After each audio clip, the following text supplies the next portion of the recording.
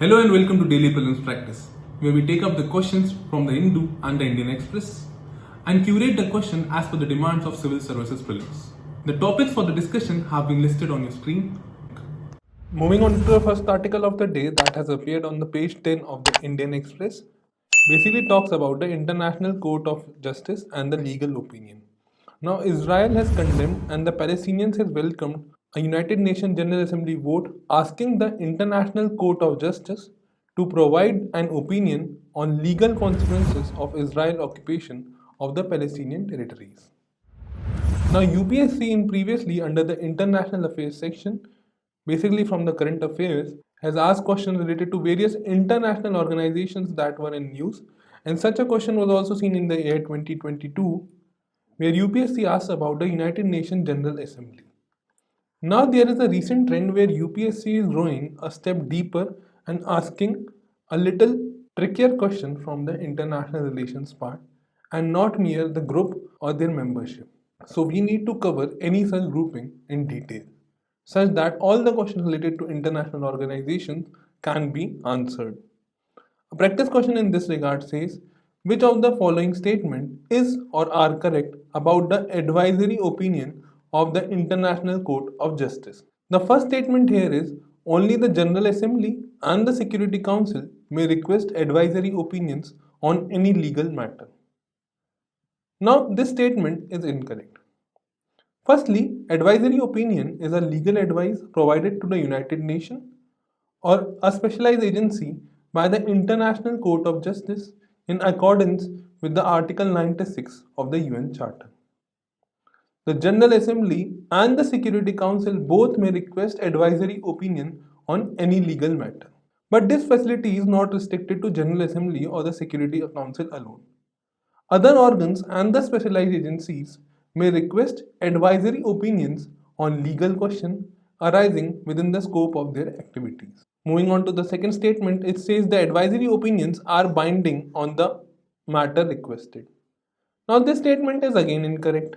In general, the advisory opinions are not bindings on the matters over which they are requested, but may inform the development of international law. Moving on to the third statement, it says the advisory opinion is provided for in the UN Charter. And this statement is correct as we have seen in the previous explanation that Article 96 of the UN Charter provides for the clause of advisory opinion. The question further says, select the correct answer using the code given below. And as only statement 3 is correct, the correct code for the given question will be option C. And the correct code for the previous year question is option D. Moving on to the next article of the day that has also featured in the Indian Express on page 11 basically talks about the tax to GDP ratio that has exceeded 3% after a time period of 2 years. Now UPSC under the economic section has continuously asked questions related to tax to GDP ratio or questions related to GDP and their trends in the recent years. And thus this question becomes important for us from the perspective of prelims examination, as the article mentions that the corporate tax collection exceeded 3% of the GDP after a gap of 2 years in 2021-2022, which reflects the overall improvement in profitability of India Inc. and is propelled by the increase in demand for goods as well as services. The further article says that corporate tax collection is yet to surpass its 5-year high of 3.51% of GDP recorded in 2018-19. So this is not the all-time high in the recent 5 years. We need to keep such facts in mind because UPSC in prelims examination asks such questions related to various trends and thus such data needs to be analyzed. UPSC in the previous year, that is in 2015, has asked questions related to tax to GDP ratio and its impact on the economy. A practice question in this regard has been framed. The practice question says, with reference to tax to GDP ratio of a country, consider the following statement. The first statement here is developed nations typically have lower tax to GDP ratio than the developing nation. Now this statement is incorrect, as tax to GDP ratio is a measure of nation's tax revenue relative to its size of economy.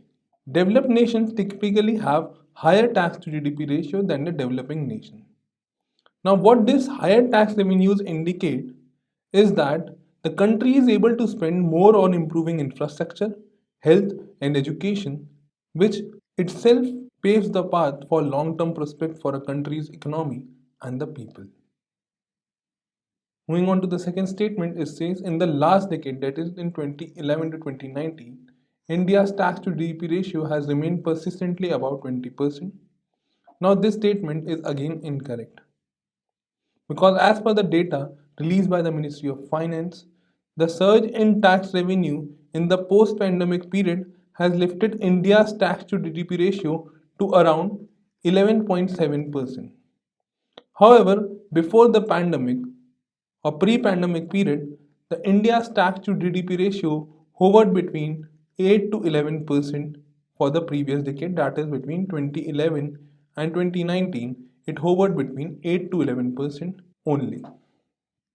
The question further says which of the statement given above is or are correct, and as none of the statement given above is correct, the correct answer for the given question will be option D. Further, the correct code for the previous year question is also option D. Moving to the next article of the day that has featured on the Indian Express on page 7 basically talks about the US blizzard. Now, a recent snowstorm that has swept across the United States has led to deaths of more than 60 people, and this has ignited the links between rising temperatures in the Arctic and extreme cold conditions in the country and other parts of the northern hemisphere. Now, the study reported in the Washington Post highlighted rapid warming of Arctic may be resulting in frigid air moving southwards more frequently than ever before, but needs to be corroborated by further data. Now, the study mainly focused on the phenomena of polar vortex. In our discussion, we will try to understand the concept of polar vortex as UPSC in the previous year under the geography section has continuously asked questions related to various geographical phenomena around the world, whether it is related to cyclones, jet stream, monsoon, etc. And in 2020, a question by UPSC was asked related to jet stream and the impact. A practice question in this regard says, consider the following statements regarding polar vortex. The first statement here is, it is a high pressure circulating wind over the polar areas. Now this statement is incorrect as it is a low pressure area. That is, polar vortex is essentially a low pressure area. It is a wide expanse of swirling cold air surrounding both the polar regions, that is the North Pole and the South Pole. Moving on to the second statement, it says they move counterclockwise in the northern hemisphere. Now this statement is correct.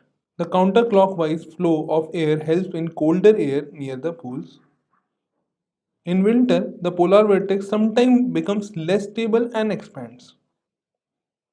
Many times during the winter in the northern hemisphere, the northern polar vortex will expand, sending cold air southwards with the jet stream, and this causes extreme weather events in the northern hemisphere. The question further says which of the above statement given above is or are correct, and as only second statement is correct, the correct code for the given question will be option B. Further, the correct code for the previous year question will be option C. Moving on to the next article of the day that has featured in the Hindu basically talks about the unemployment rate. Now the article mentions that India's unemployment rate had risen to a level of 8.3% in December, which is the highest in the 16 months. Now the unemployment rate in the previous month was close to 8%. This data was received from Center for Monitoring of Indian Economy. Now, in the same article, it mentions that the urban unemployment rate rose to a level of 10.09% in the month of December, which was previously 8.96% in November. And the rural unemployment, on the other hand, has slipped to 7.44% from a high of 7.55% in the month of November. Now, UPSC under the economic section has continuously asked questions related to employment, unemployment, and the related concepts, the method of their estimation and calculation. And thus, this area becomes important for us from the perspective of prelims examination. As UPSC in 2013 has also asked questions related to disguised unemployment and its meaning. A practice question in this regard can be framed. Consider the following statements regarding unemployment in India. The first statement here says India's unemployment rate increased during the period of 1983 to 2005. Now this statement is correct. India's unemployment rate increased during this period, not only in the absolute terms but also in the percentage sense also. The India's unemployment rate in this period was approximately 2.8%, and in the absolute terms, the unemployment rate also increased steadily during the same period. Now, in examination, we also see terms like steadily increased or steadily decreased, which are generally perceived as wrong, but this statement is correct if it is also framed that the India's unemployment rate steadily increased during the period of 1983 to 2005. Moving on to the second statement, it says the effect of COVID-19 on women employment was more severe. Now, this statement is also correct. Now, if we see this question basically highlights the trends in the unemployment pattern and not basically talks about the facts. Now, the COVID-19 impact on women unemployment was more severe as the unemployment rate in women was close to 17%, while for the men it was around 6%. Further, the labor force participation rate of women was very low as compared to men, as it stood around 20.6% for the case of women, and for the case of national average, it was 47.3%. The question further says which of the following statement is or are incorrect. And as none of the statement here are incorrect, the correct code for the given question will be option D. We have to be very careful while marking our answer and has to be very careful about the correct and incorrect statement that is mentioned. Further, the correct answer for the previous year question is option C. Moving on to the next article of the day that had featured on the Hindu in page 1 basically talks about the Bhima Koregaon battle. Now the 205th anniversary of Bhima Koregaon battle was celebrated by lakh of unmarried brides across the Maharashtra and the country, which was congregated near the Ransthamb, that is the victory pillar in Pune. Now UPSC under the history and section has continuously asked questions related to various battles in the prelims examination, and thus this area becomes important for us under the history section, as UPSC in 2020 has asked questions related to Ulgulan or the Great Tumlut and its description in the following event. A practice question regarding the Bhima Koregaon battle can be framed in this regard. The practice question here says consider the following statement with reference to the Bhima Koregaon battle. The first statement here is the battle was fought between Peshwas and the British in the 19th century. Now this statement is correct as it was fought between the forces of the Peshwas and that of the British at Bhima Koregaon village in the Pune district of Maharashtra. Now the interesting thing to notice here is that the British army was comprised primarily of the Dalit soldiers and the Peshwa army had upper caste domination. Who emerged as a victor power is a matter of debate, as neither side won a decisive victory as claimed by historians, but the battle came to be remembered as one of the significant battles of East India Company over the Peshwas. Moving on to the second statement, it says Indian government erected Jaistam after independence in commemoration of the battle. Now this statement is incorrect. Jaistam is a military monument that was erected by the British government in the year of 1821 in memory of its soldiers who fought against the Peshwas. Thus statement 2 is incorrect. The question further says which of the following statement given above is or are correct, and as only statement 1 is correct, the correct code for the given question will be option A. Further, the correct code for the previous year question will be option D. Now moving on to the last question of the day that has appeared in the page 8 of the Hindu basically talks about the bad loans and their situation in India and India's response in tackling the bad loans, non-performing assets, etc. Now UPSC under the economic section has continuously asked questions related to the banking sector and the various initiatives that have been launched by the government. Also, UPSC has asked questions related to various debt instruments, types of debt and their classification. Thus, this area becomes important for us from the perspective of prelims examination under the economic section. Now, the article also talks about what is a bad loan. It says a bad loan is that which has not been serviced for a certain period of time. Now, servicing a loan is paying back the interest and a small part of the principal depending upon the agreement between the bank and that of the borrower to begin with, so that over the time you can pay back the principal as well as the interest occurred in the duration. Now we will try to understand a question in this regard. As in 2020, UPSC has asked question related to non-financial debt and what all comes under its definition.